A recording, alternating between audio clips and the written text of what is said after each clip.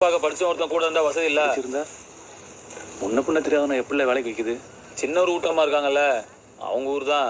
சுத்தி கிட்டி பார்த்தா அவங்க சொந்தக்காரனா தான் இருப்பான். சோத்துக்கே வழி இல்லைங்க. திருப்படியா வீட்டில் வச்சுக்கலாம்ல. சரி 2 மாசம் வச்சுப்பாரு. இல்லை பாண்டி, சோழி கிடச்சிருச்சு, நல்லபடியாக நடந்துக்கணும். ஆனால் ஒன்று மட்டும் சொல்லுதேன், 16 வாய்ப்பாடுலாம் நல்லா தெரியும்னு சொல்லுதேன். அதெல்லாம் முதலாளிக்கே தெரியாது.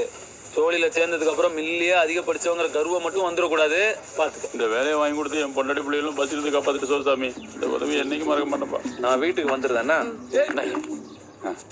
நீ எதுக்கிட்ட இதெல்லாம் பண்ணிட்டு இருக்க? உங்களுக்காக என்னன்னாலும் செய்வீங்க. எப்படியும் 2-3 நாள்ல கலெக்டர் ஆஃபீஸ்ல மீட்டிங் இருக்கும். நீ எல்லாரும் வர சொல்லிடுறேன்னா ஆடணும். சட்டை போடல.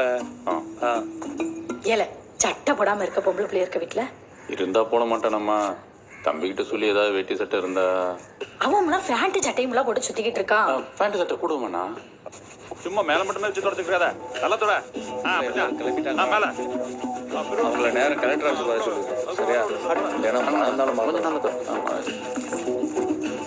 நல்ல தொட. பார்த்து ஆளை போட்டு சிறப்பு வைக்கும். சரி சரி, மில்லுக்கு போலாம் வா. பார்த்து அவன் தான் நல்லா வச்சு ஊமை குத்தி இருக்கானே, வாயை வச்சுட்டு சும்மா இருந்திருக்கணும். அவர் எவ்வளவு பெரிய வக்கீல், திருநெல்வேலி டவுன்ல இருந்து நமக்காக வந்திருக்காரு. எங்க அண்ணன் முருகன் ஜனங்களை ஒன்று திரட்டி முதலாளிக்கு எதிராக போராட்டம் நடத்திட்டே இருப்பான். அது கூலிக்கான போராட்டமா இருந்த வரைக்கும் முதலாளிங்க அதை பெருசா ஊருக்கு நல்லது பண்ணுதுன்னு சொல்லிட்டே இரு. அன்னைக்கு உன் தங்கச்சிய பொண்ணு பார்க்க வந்தாங்க, முதல்ல பொண்ணு பிடிச்சிருக்குன்னு சொல்லிட்டாங்க. அப்புறம் நீ என்ன வேலை பார்க்கன்னு தெரிஞ்சுக்கிட்டு அப்படியே போயிட்டாங்க. அவங்க போனா போட்டுமா, என் தங்கச்சிக்கு நல்ல தோழரா பார்த்து நான் கல்யாணம் பண்ணி. இதுக்கு தான் உன்னை சாத்தணுங்க. அவனுக்கெல்லாம் கட்டி கொடுத்து என் மைனி மாதிரியே என் தங்கச்சியும் கஷ்டப்படணுமா? என்ன அண்ணன மரியாதை இல்லாம கேட்கறதுக்கு ஆள் இல்லைன்னு நினைச்சேன்னா? பிறகு குடும்பத்துல மூத்தவன் கொஞ்சமாவது பொறுப்பு இருக்கா அவனுக்கு? 2 பொட்ட பிள்ளையில பித்து வச்சிருக்கா. நாளைக்கு அதுங்களுக்கு அந்த காலத்துல தான் எங்க ஜனங்களோட நிலத்தை எல்லாம் முதலாளிகள் சில பேர் ஏமாத்தி எழுதி வாங்கிட்டாங்கன்னு கலெக்டர்கிட்ட மனு கொடுத்து சேஷாத்ரி வக்கீல்னு ஒருத்தரோட சேர்ந்து போராட்டத்தை ஆரம்பிச்சான். அது முதலாளிகள் சில பேருக்கு பிடிக்கல. இந்த டிஸ்ட்ரிக்ட்ல மட்டும் 2400 ஏக்கர் பஞ்சமி நிலங்களை நீங்க முறைகேடா கையகப்படுத்தினதா அவங்க சொல்றாங்க. சார்வால் அவ்வளோதான் என்னத்தையோ சொல்லுதானுன்னா, நீங்களும் ஒன்றும் இல்லாத சமாச்சாரத்துக்கு எங்களை கூட்டு வச்சு அவமானப்படுத்தியல. ஒன்றும் இல்லாத விஷயத்துக்கு கூட்ட வரக்கூடிய ஆளா நீங்க? சொல்றத கேளுங்க. காலகாலமா ஆண்ட பரம்பரை நாங்க. எங்களுக்கு எதுக்கு இவனுவோ சொத்து? அப்படி என்னெல்லாம் ஆண்டிட்டீங்க நீங்க? அவனுங்க வேற சண்டை எடுக்கிறானோ அதை தெரியாம நீங்களும் முறைச்சு உட்காரு. உங்க அப்பா பாட்டன் பூட்டெல்லாம் எங்க முப்பாட்டன் கிட்ட எப்படி ஏமாத்தி சொத்தெல்லாம் எழுதி வாங்கியிருக்காங்கிற எல்லா ஆதாரத்தையும் அவர்கிட்ட கொடுத்துருக்கோம். இது பாருங்க விஸ்வநாதன், நீங்களா கொடுத்துட்டீங்கன்னா சுமூகமா முடியும். இல்லைன்னா கோர்ட்டுக்கு போய் அரசாங்க தலையிட்டோம்னா ஒன்றும் மிஞ்சாது. பார்த்துக்கிடுங்க. அரசாங்கத்தை நடத்துதே நாங்க தான், தெரியுங்களா? அந்த அரசாங்கத்துல ஒரே ஒரு நேர்மையான நீதிபதி ஒரு அதிகாரி இருந்தா உங்க ஜோலி முடிஞ்சது, தெரியுமில்ல சார்? இதெல்லாம் நாங்க கஷ்டப்பட்டு வாங்க நலம் சார். என்ன கஷ்டப்பட்டு வாங்கினியா? குடும்பத்துல கல்யாணம், உடம்பு சரியில்லைன்னு வந்துருன்னா 5க்கு 10க்கு எழுதி வாங்கினதானவே. அதை எப்படி வாங்கினா என்னங்க? தரிசா கிடந்த காட்டுற பாடுபட்டு உழுது பெருசாகி இருக்கோம். இப்ப திடீர்னு வந்து கொடுனா என்ன சார் நியாயம்? அதை இறங்கி திருத்துறது யாரு? இவங்க தானே. எப்படி ஒண்ணுதாங்க நிலம்?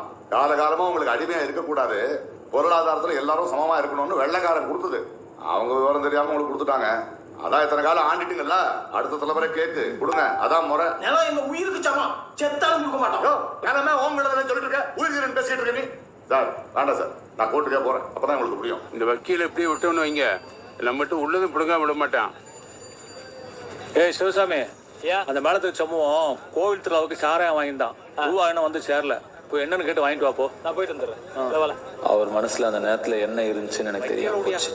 அவன் யாரு எங்க என்ன பிரச்சனை கூட்டாலும் போவான். நம்ம ஊருக்காரனை கூட போய் தானே வந்திருக்கான்.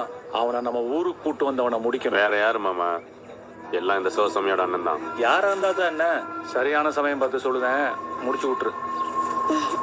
ரொம்ப நல்லா இருக்கும் ஒரு டிக்கெட்டு. சரி, நீங்க நெருங்க.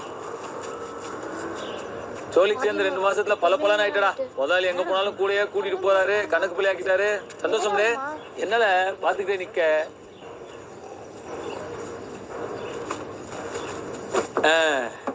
ஒரு 10 ரூபா குடுறா. என்கிட்டலாம் ரூபா இல்ல. உங்ககிட்ட யாரில் கேட்டா? என் கணக்குல இருந்து கொடு. சாராய கணக்குல எப்படி மில் கணக்குல எழுதுது? உன் கணக்கு புள்ள நாடகத்தை எல்லாம் அங்க ஊரல் போடுறவங்க கிட்ட வச்சுக்கோ. புள்ளைய காத்துட்டு இருக்கு, துட்டு. அதான் ரூபா கொடுக்க முடியாதுன்னு சொல்லுவோம்ல, சும்மா ரூபா கொடு, ரூபா விடுங்க. உன்ன மாதிரி பொம்பளை பிள்ளை முன்னாடி வீரத்தை கட்ட ரொம்ப பேரை பார்த்துருக்கேன். அதுக்கெல்லாம் பயப்படுற ஆள் நான் இல்ல. யார் என்னங்கிறத மறந்துட்டு பேசிட்டு இருக்க, அது ஒண்ணு நல்லது இல்ல. நான் யாரு என்னங்கிறதுலாம் எனக்கு தெரியும். என்ன நான் தான் தராத இல்லாம உண்டெல்லாம் பழகிட்டு இருக்கேன்.